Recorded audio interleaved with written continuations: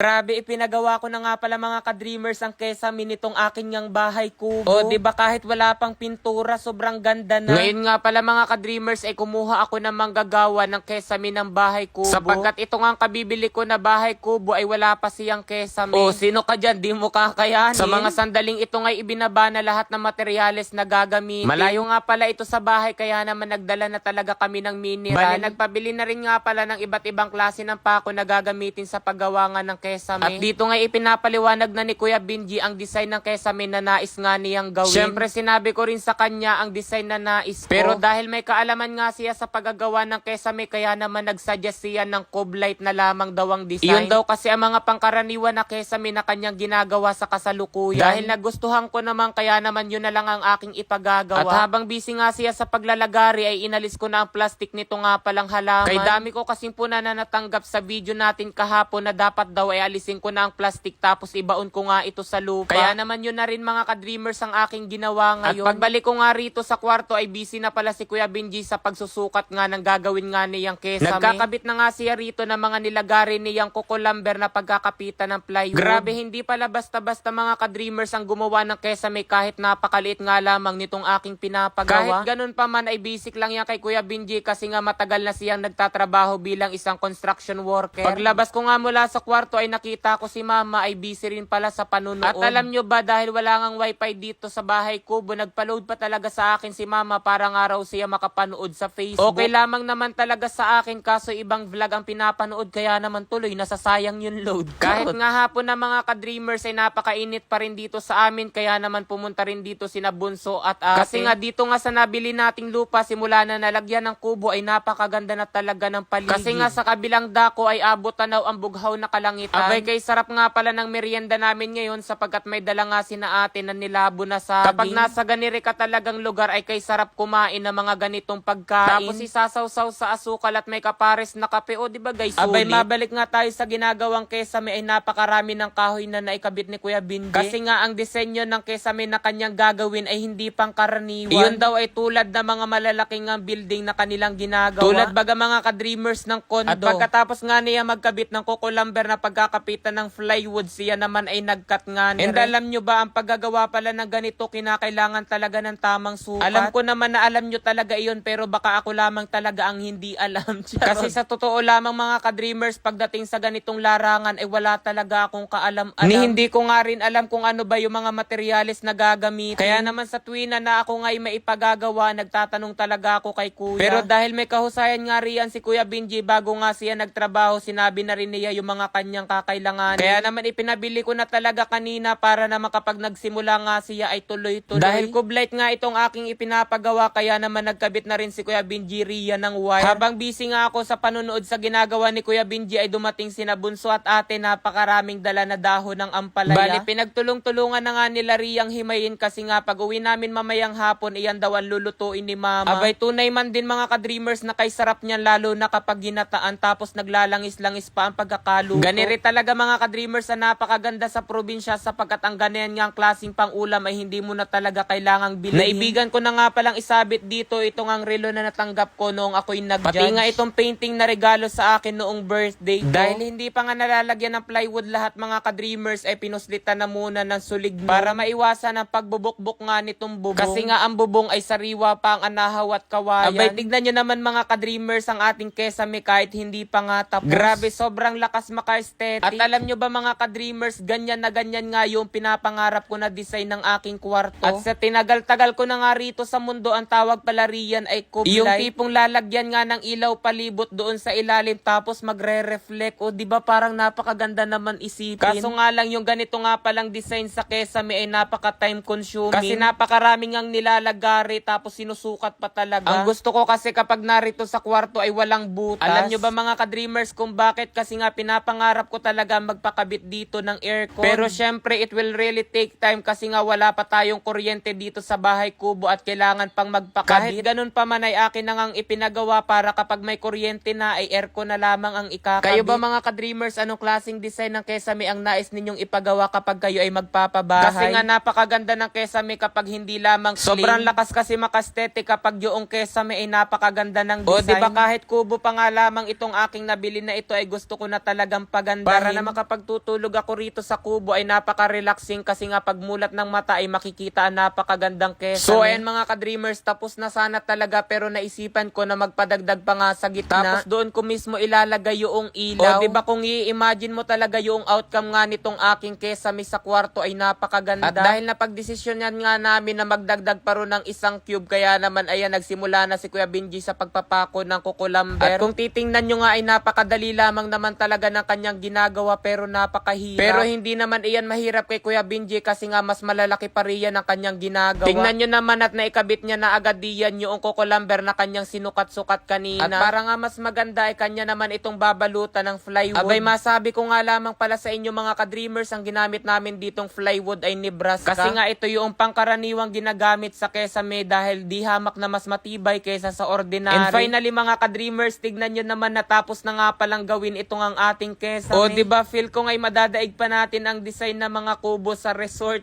Pero it doesn't just end there mga ka-dreamers kasi nga pipinturahan pa natin iyan sa susunod. Oh! 49,500! I won!